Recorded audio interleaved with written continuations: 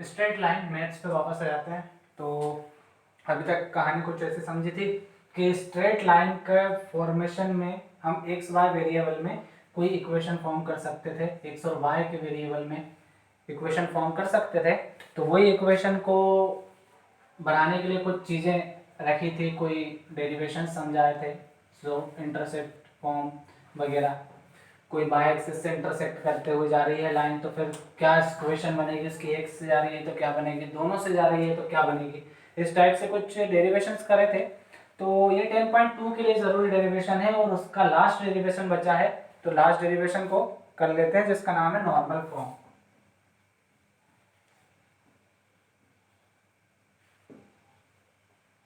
Normal form क्या कहता है वो समझ लेते हैं कि कोई एक लाइन पास हो रही है, एक स्ट्रेट लाइन पास हो रही है मेरे ग्राफ में। तो ये कोई थीटा एंगल बनाते हुए पास हो रही, कोई स्ट्रेट लाइन कोई भी एंगल बनाते हुए पास हो रही है। तो एक परपेंडिकुलर लाइन अगर मैं खींच दूं ओरिजिन से इसके ऊपर, ये परपेंडिकुलर लाइन अगर मैं खींचता हूँ कोई ओरिजिन से, जिसकी लेंथ मैं p मान लेता हूँ, इसलिए इस लाइन की लेंथ में p मान लेता हूँ, जो कि इस एक्स एक्सिस से एंगल बना रही है ओमेगा, w ऐसा कुछ सिंबल है, ओमेगा कहते हैं इसको, ओमेगा एंगल बना रही है। तो इनके बीच रिलेशंस फाइंड करना है मुझे, तो इसके रिलेशन से मैं कैसे इक्वेशन फाइंड कर सकता हूँ इस वाली लाइन की, वो पता करना है मुझे कुल मिला के। फाइनली मुझे इस लाइन की इक्वेशन फाइंड करना है इस लाइन की मदद से। तो ओमेगा एंगल बना दिया भाई मैंने, ठीक है, कोई पॉजिटिव डायरेक्शन में ओमेगा एंगल बनाते हुए जा रही है, पी लेंथ की लाइन है और जो कि परपेंडिकुलर है इस लाइन के ऊपर, मतलब 90 डिग्री का एंगल बना रही है, ठीक है। एक डॉटेड लाइन खींच ली मैंने यहाँ से, फिर एक डॉटेड लाइन खींच ली बिल्कुल प्लेन के परपेंडिकुलर, तो ये 90 डिग्री का एंगल बना रही है, इसका मतलब यहाँ से ये 90 डिग्री का एंगल बनाते हुए एक डॉटेड लाइन खींच ली मैंने। अब इनको नाम दे दिया मैंने, ये दे दिया मैंने ओ नाम, इसको, इस पॉइंट को ओ नाम दिया, दूसरे पॉइंट को एम नाम दे दिया है, इस पॉइंट को, और इसको ए नाम दे दिया, ठीक है। अब मैंने एक ट्राइंगल फॉर्म कर लिया इसके जरिए, इस लाइन के और इस लाइन के जरिए मैंने एक ट्राइंगल बना लिया, कोई इमेजिनरी ट्राइंगल बना लिया जिसके एक बेस है ओ एम और परपेंडिकुलर है ए एम। ये 90 डिग्री का एंगल है, इसका मतलब राइट एंगल ट्राइंगल बन रहा है। अब आगे कर चलते हैं कैसे फाइंड कर सकते हैं इन चीजों को उसके ऊपर, ठीक है। अब ट्राइंगल बना लिया है मैंने, ये पहले तो 90 डिग्री का एंगल ट्राइंगल बना रहा है, ठीक है, ऐसा कुछ ट्राइंगल है जो कि आपको समझ में आ रहा होगा आप लोगों को, ये क्लियरली समझ में आ रहा है। अब नॉर्मल फॉर्म के बारे में आगे बढ़ जाते हैं। तो पहले हम स्लोप फाइंड कर लेते हैं इस लाइन एल के लिए। तो इस लाइन एल का स्लोप क्या होगा, मैंने कहा इस लाइन एल का स्लोप m1 है और इस वाली लाइन का स्लोप m2 है, ये वाली लाइन का स्लोप जो है m2 है, इस वाली लाइन का स्लोप m1 है, ठीक है। जो p लेंथ की लाइन ली थी मैंने उसका m2 स्लोप हो गया और दूसरी वाली लाइन का जिसका मुझे रिलेशन फाइंड करना है l, जिसको नाम दिया है मैंने, उसका एक स्लोप हो गया m1। अब मैंने एक रिलेशन पढ़ा हुआ है कि परपेंडिकुलर लाइन जब होती है तो उन दोनों के स्लोप्स के मल्टीप्लिकेशन जो होते हैं वो इक्वल टू होते हैं -1 के। ये प्रीवियस वीडियो में अगर नहीं पढ़ा हो तो फिर एक बार जाके देखें। तो ये होते हैं -1 के इक्वल, ठीक है। अब इस चीज का स्लोप तो मुझे पता नहीं है, इस लाइन का स्लोप पता नहीं है, मुझे एंगल नहीं दे रखा है इसका, तो इसका स्लोप नहीं पता, ठीक। अब बात आती है इस वाली लाइन की, पी वाली लाइन की, जिसकी लेंथ पी है, ओ ए लाइन की बात कर रहा हूँ, जिसमें मैं ओ ए लाइन कुछ एंगल बना रही है ओमेगा, जो कि एक्स एक्सिस के साथ है, ठीक है। तो अब दूसरी वाली लाइन का अगर मुझे यहाँ से स्लोप फाइंड करना है तो मैं कर सकता हूँ, बिल्कुल कर सकता हूँ। तो m1 लाइन है मेरे पास वो, तो m1 मुझे नहीं पता कि इसका स्लोप क्या है, m2 का स्लोप पता है लेकिन 10 ओमेगा। एंगल के साथ, टेंजेंट के साथ जो एंगल बन रहा है उसकी वैल्यू क्या कहलाती है, स्लोप कहलाती है, ठीक। जब एंगल दिया रहे तब इक्वल टू -1 हो गया, तो m1 इज इक्वल टू हो जाएगा 1/10 ओमेगा माइनस, ठीक। ये 10 ओमेगा नीचे चले जाएगा तो 1/10 ओमेगा माइनस में, इसको मैं लिख सकता हूं cos omega divided by sin omega, क्योंकि ये 1/10 जो होता है कॉट के इक्वल होगा, कॉट किसके इक्वल होता है, cos omega divided by sin omega. तो ये मेरे पास निकल गया slope of line L, L line का मैंने स्लोप फाइंड कर लिया यहाँ से। यहाँ तक बिल्कुल क्लियर होगी, सारी चीजें सिंपल चीजें हैं, बिल्कुल क्लियर होगी। अब उसके बाद दूसरी चीज मुझे क्या फाइंड करना है कि ऐसा एक पॉइंट फाइंड कर लूं, कोऑर्डिनेट फाइंड कर लूं उससे, और एक्स वाई कोई पॉइंट ले लूं, जैसे पिछले वीडियो में समझाया था कि एक्स वाई पॉइंट लेके, एक अननोन पॉइंट लेके, एक नोन पॉइंट लेके और स्लोप लेके, स्लोप पता रहे, नोन पॉइंट पता रहे और एक अननोन पॉइंट रहेगा, तो एक्स वाई के फॉर्म में एक इक्वेशन बना सकते हैं। ठीक है, तो अब क्या करूं, इसके कोऑर्डिनेट बनाने के लिए अब इस वाले लाइन के कोई कोऑर्डिनेट दे नहीं रखे हैं मुझे, एल लाइन के, तो एल लाइन के कोऑर्डिनेट नहीं दे रखे, लेकिन पी के लिए मैं ट्राइंगल के हिसाब से बना सकता हूं इससे कोऑर्डिनेट। कैसे बनेंगे कोऑर्डिनेट इसके, इस पॉइंट के अगर मुझे कोऑर्डिनेट निकालना है तो इस पॉइंट के कोऑर्डिनेट कैसे बनेंगे, अगर मैं y एक्सिस के लिए इस कोऑर्डिनेट के पॉइंट निकालने की कोशिश करूं तो y एक्सिस पे जितनी लेंथ यहां से यहां तक की होगी, बेस से लेके 0 से लेके यहां तक की, वही लेंथ इसके कोऑर्डिनेट के इक्वल होगी। ठीक है, और x के लिए अगर यहां से यहां तक की लेंथ जो भी होगी वो x एक्सिस के लिए कोऑर्डिनेट बनेगी। ठीक है, इतनी चीजें सिंपल है और समझ में भी आ रही है। अब आगे क्या हो रहा है, तो यहाँ ओमेगा कोई एंगल बन रहा था, ऐसा ट्राइंगल, मैंने ये वाला छोटा ट्राइंगल बाहर निकाला, इसमें से निकाल के ले आया मैंने इसको बाहर। तो अब इसमें लेंथ फाइंड करना है मुझे कुल मिला के ओ एम की और ए एम की। तो कैसे फाइंड करूंगा भाई, वो पता करें कैसे करूंगा मैं। तो अब मैं cos थीटा या cos ओमेगा की वैल्यू लूं अगर यहाँ से, तो cos थीटा की वैल्यू क्या होती है, base upon hypotenuse, base upon hypotenuse. Hypotenuse की वैल्यू मेरे पास p दे रखी है, p लेंथ की बात चल रही थी, ये वही लाइन है। ठीक है, तो cos omega is equal to base क्या है मेरे पास, O M divided by p। ठीक है, इतनी चीजें सबको क्लियर होगी, समझ में आ रही होगी कि क्या हो रहा है यहाँ पे। तो ये मल्टीप्लाई में आ गया, तो p cos omega is equal to O M हो गया। उसी तरह से अगर मैं साइन थीटा का फार्मूला लगाऊं इस ट्राइंगल में, साइन ओमेगा के लिए, ओमेगा एंगल है ना मेरे पास, तो ये हो जाएगा परपेंडिकुलर अपॉन हाइपोटेन्यूज। तो परपेंडिकुलर अपॉन हाइपोटेन्यूज किसके इक्वल होगा, परपेंडिकुलर है मेरे पास A M divided by hypotenuse है मेरे पास ओ ए। ठीक, या p के इक्वल रख दूं इसको, तो ए एम डिवाइडेड बाय और p के इक्वल रख देता हूं, सीधा p के इक्वल रख देता हूं इसको। तो A M is equal to क्या हो जाएगा, यहां से मल्टीप्लाई में पहुंच जाएगा इसके p sign omega, p sine omega, यहाँ पे इसका दूसरा कोऑर्डिनेट मिल जाएगा, मतलब लेंथ मिल जाएगी। तो ये लेंथ x कोऑर्डिनेट को शो कर रही है, मतलब इस पॉइंट पे अगर दो कोऑर्डिनेट अगर मैं बनाऊंगा, x कोऑर्डिनेट के लिए मेरे पास क्या है, ये वाली लेंथ जो है ओ एम मैंने निकाली, ओ एम का है मेरे पास p cos omega, p cos omega x axis के लिए, और y एक्सिस के लिए मेरे पास परपेंडिकुलर डिस्टेंस जो मिल रहा है मुझे, तो वो क्या मिल रहा है, am p sin ओमेगा। दो कोऑर्डिनेट मिल गया मुझे। ठीक है, अब दो कोऑर्डिनेट मिल गया तो दो अननोन कोऑर्डिनेट ले लेता हूं कहीं से, x और y इस लाइन पे मैंने ये वाले पॉइंट पे कोऑर्डिनेट निकाल लिए। ठीक, यहां तक की चीजें बिल्कुल क्लियर होगी आपको।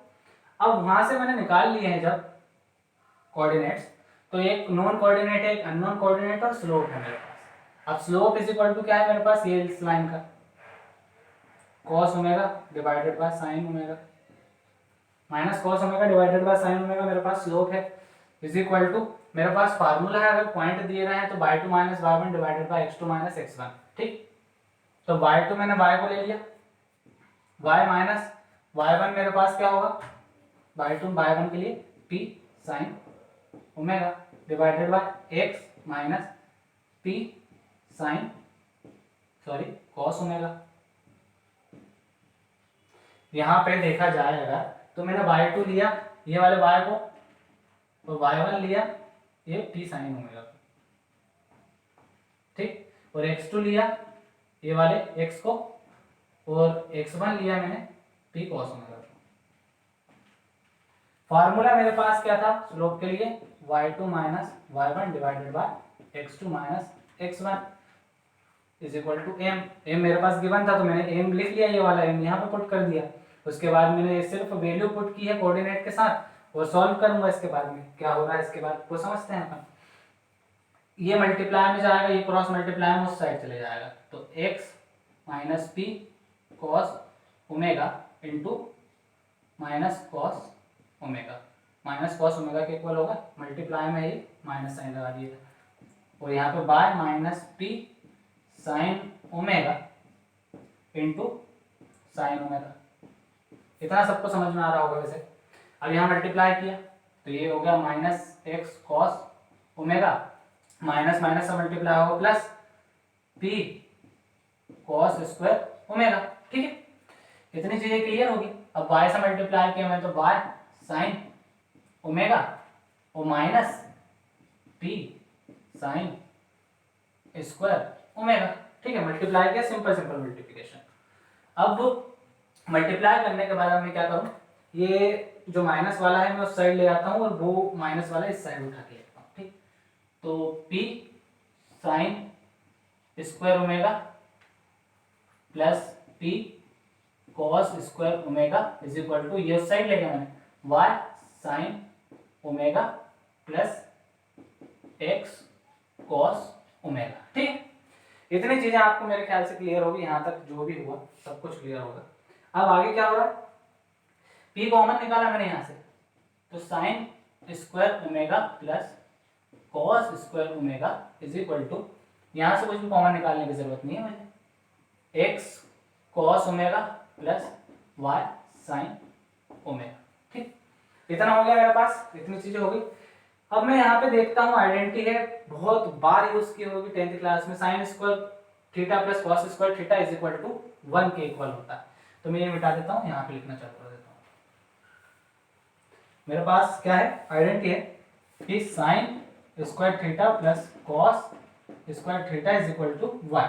तो यहाँ पे अप्लाई कर देता हूँ, इस आइडेंटिटी को 1 हो जाएगा ये, तो यहाँ पे सिर्फ p इंटू 1 बचेगा is equal to x cos omega plus y sine omega.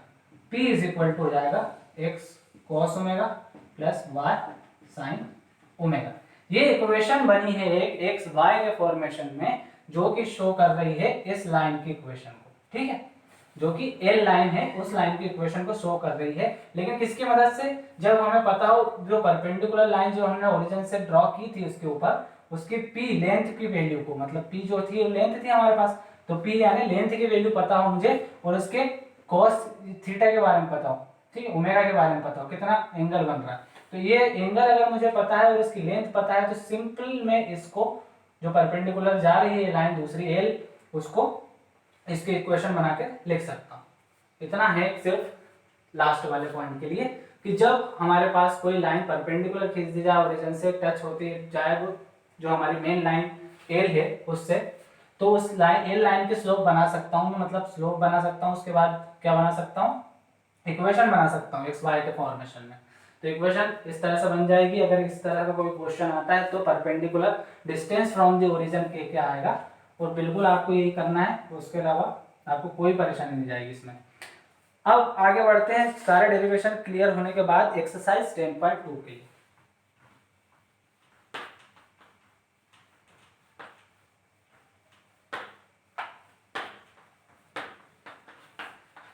Exercise 10.2 start करते हैं। एक्सरसाइज 10.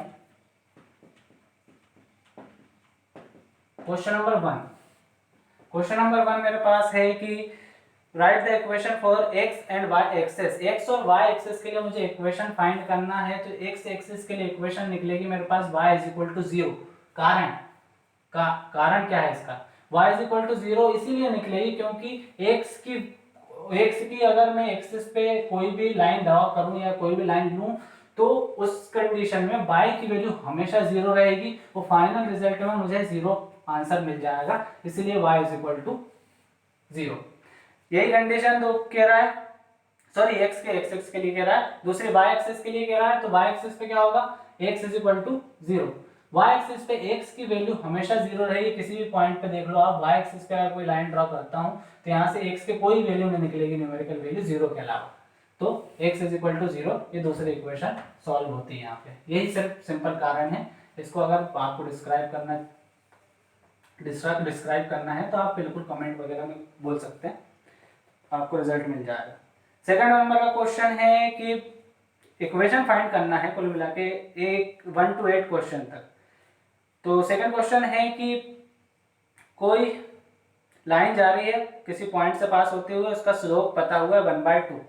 कोई लाइन जा रही है -4,3 से, -4 एक्स एक्सिस के लिए 1 2 3 4, ये 4,3 बाय एक्सिस के लिए 1 2 3, तो ये हो गया मेरा 3 और ये 4, ये हो गया -4,3।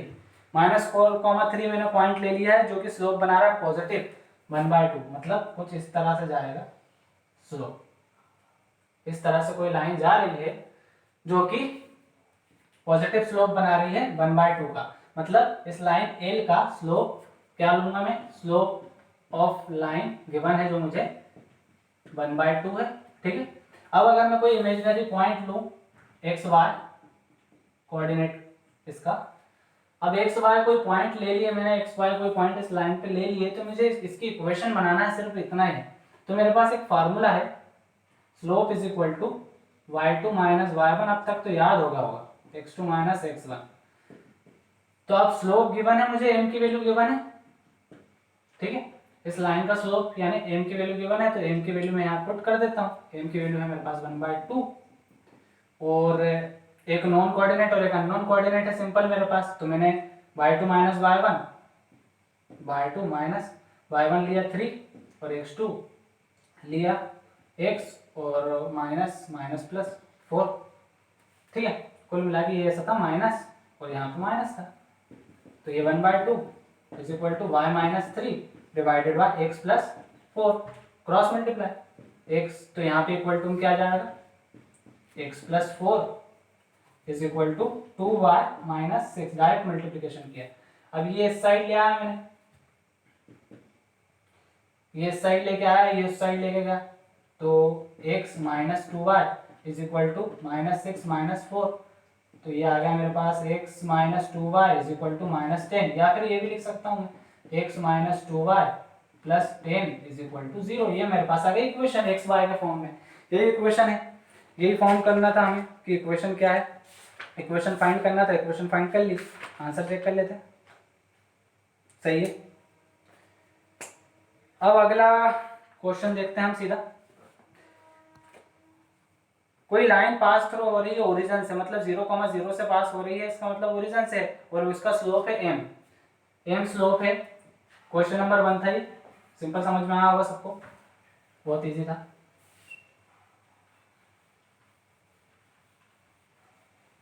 क्वेश्चन नंबर 2 पे जाते हैं। क्वेश्चन नंबर 2, ऐसी कोई लाइन जा रही है ओरिजिन से पास होते हुए, उसका स्लोप m दिया है। ठीक ठीक, ये एल लाइन है, ये कुछ पास होते जा रही है ओरिजिन से 0,0 इस पॉइंट से पास होते जा रही। मुझे एक इमेजिनरी पॉइंट लेना पड़ेगा जिसको कोऑर्डिनेट मैंने एक्स वाई लूंगा और उसके बाद सॉल्व करूंगा। अब स्लोप की वैल्यू मुझे गिवन है, स्लोप ऑफ लाइन गिवन है कितना, m कह दिया उसने। अब दूसरा कोऑर्डिनेट मुझे गिवन है कि ओरिजिन से जा रही है, और तीसरा इमेजिनरी कोऑर्डिनेट है मेरे पास। तो अब इन कोऑर्डिनेट के हिसाब से अगर मैं इनको नाम भी दूं, जैसे ओ नाम दे दिया मैंने, ए नाम दे दिया, ठीक, ओ ए के कोऑर्डिनेट है, तो अब मैं इसकी वैल्यू ले लेता हूँ, y2 is equal to y, x2 is equal to x, y1 is equal to 0 और x1 इज इक्वल टू 0। अब इस इक्वेशन के हिसाब से सिंपल मेरे पास एक फार्मूला भी है, m इज इक्वल टू वही y2 minus y1 divided by x2 minus x1। Apply कर दूं इसमें सिर्फ वैल्यूज, तो m स्लोप की वैल्यू तो मुझे m ही दे रखी है, उसके बाद स्लोप की वैल्यू मुझे m दे रखी है, उसके बाद में y2 minus y1 divided by x2 minus x1, तो y2 की वैल्यू है y माइनस y1 की है 0, x2 की है x माइनस 0, तो मेरे पास क्या आ गया, m is equal to y divided by x, जो कि हो जाएगा mx is equal to y is equal to mx, ये बन जाएगी इक्वेशन। यहीं पे आंसर सॉल्व, खत्म, ये आंसर है क्वेश्चन नंबर 2 सॉल्व।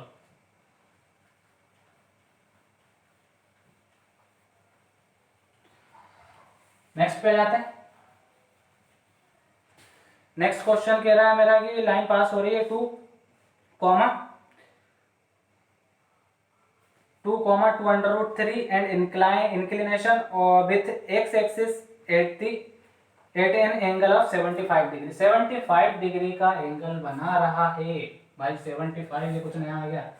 इस तरह से कोई लाइन जा रही है 75 डिग्री का एंगल बनाते हुए, और इसके एक कोऑर्डिनेट दे रखा है, जैसे मैंने मान लिया 2, 2 अंडर रूट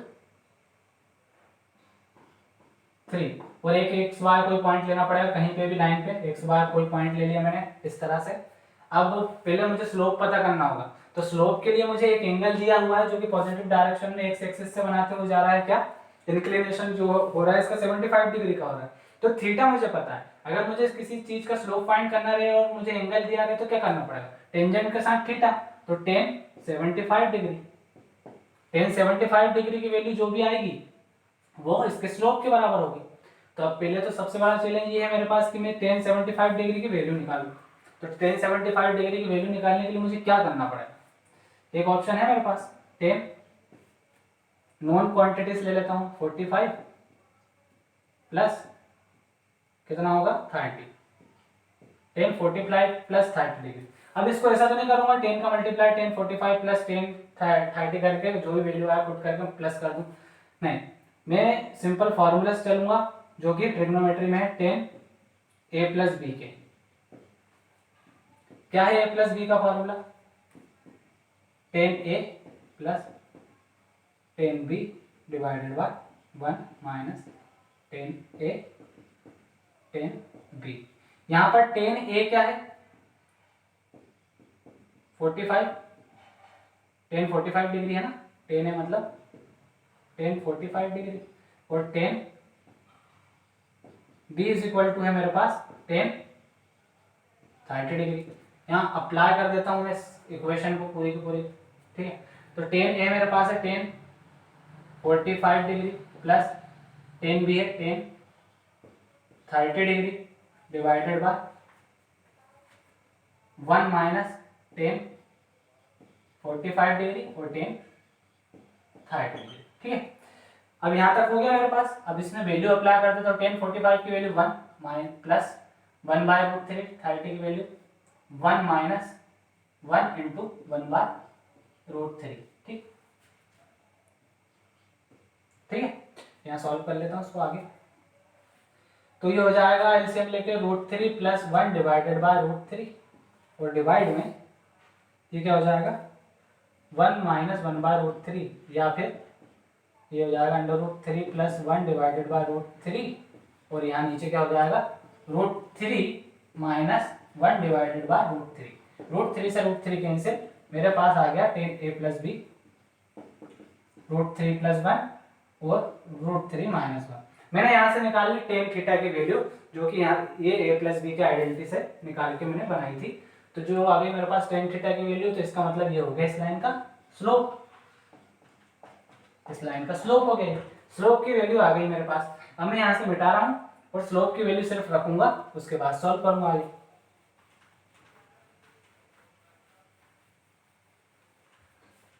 अब स्लोप की वैल्यू है मेरे पास m इज इक्वल टू है मेरे पास y2 minus y1 divided by x2 minus x1।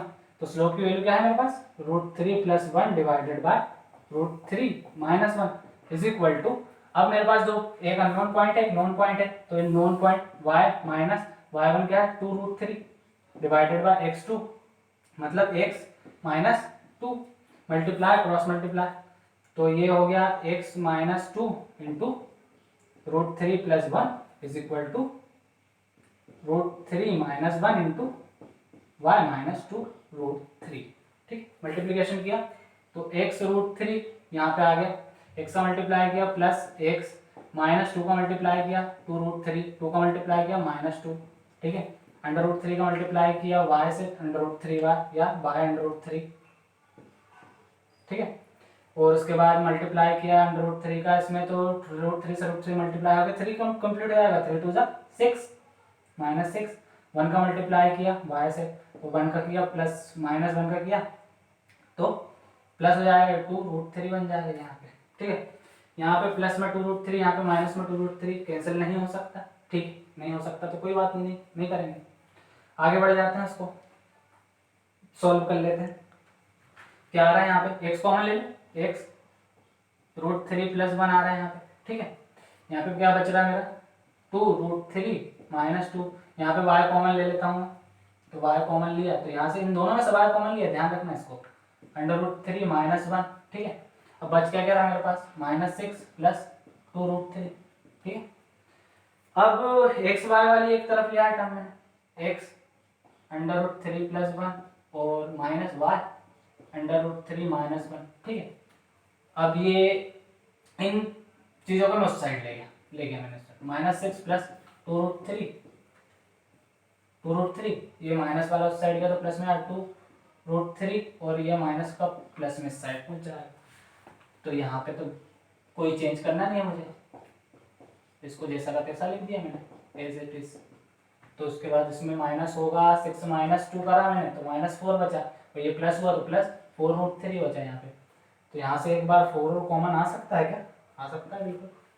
Slope अब जरूरत नहीं है, स्लोप हमें पता था, लिख दिया, हो गया। अब इसको सॉल्व किया मैंने, टोटल क्या बन रहा है, x√3 + 1 माइनस y√3 - 1, और ये हो गया इक्वल टू में 4 कॉमन निकालते हुए, इक्वल टू यहाँ लिख देता हूँ नीचे, 4 कॉमन निकालते हुए √3 सॉरी -4, तो इसको पहले लिख लेता हूँ, 4√3 - 4 x√3 + 1 minus y√3 - 1 is equal to 4 common निकाला मैंने यहाँ, √3 - 1 कॉमन, ठीक है। अब कुल मिला के इतना ही कैलकुलेशन हो पा रहा है, इतना ही सॉल्व हो पा रहा है, तो मैं इसको इस साइड लेके और आ सकता हूँ, उसके अलावा क्वेश्चन में और कुछ नहीं कर सकता हूँ फिर उधर। तो यही, वैसे तो यही आंसर दिया हुआ है, आंसर यही है, आप चेक कर सकते हो। और यहाँ पे क्वेश्चन होता है खत्म। ये है क्वेश्चन नंबर 4, इसमें सिर्फ हमने इन सब क्वेश्चंस में इक्वेशन फाइंड की है। 10.2 रिलेटेड इसी से कि इक्वेशन फाइंड करते जाओ आप, वो कोई वैल्यू निकालने की बात आएगी तो हम मदद करेंगे आपकी, ठीक है।